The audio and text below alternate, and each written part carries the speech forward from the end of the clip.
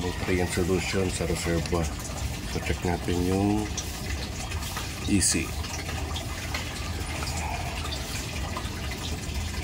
Ayan, 1, 3. Ayan, 1, 3, 1, 2. 1, 3, 1, 2. Okay. Tapos dito naman sa isa.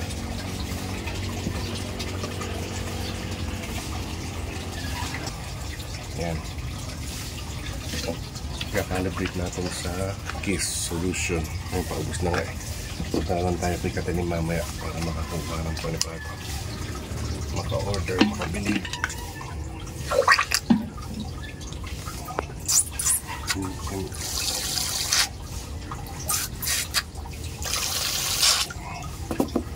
Hugas.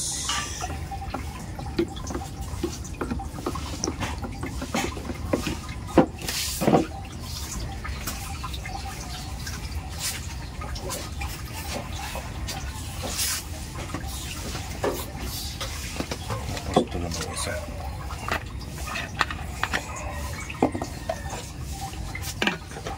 Ubos na.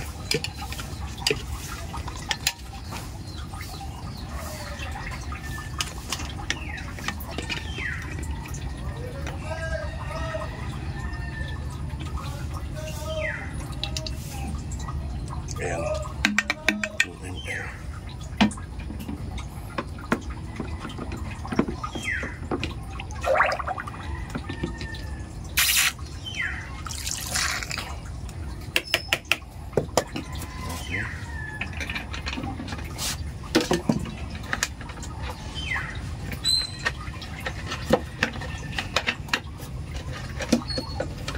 Haluin natin. Mekos.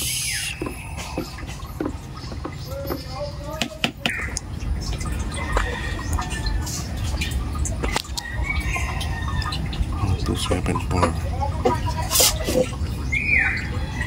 Okay. Ito. Calibrate.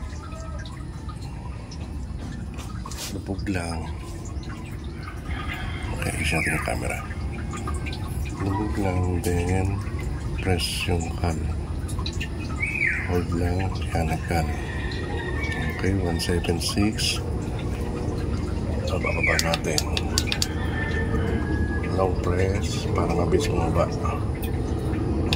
Bitaw-bitaw lang para di magtuloy-tuloy.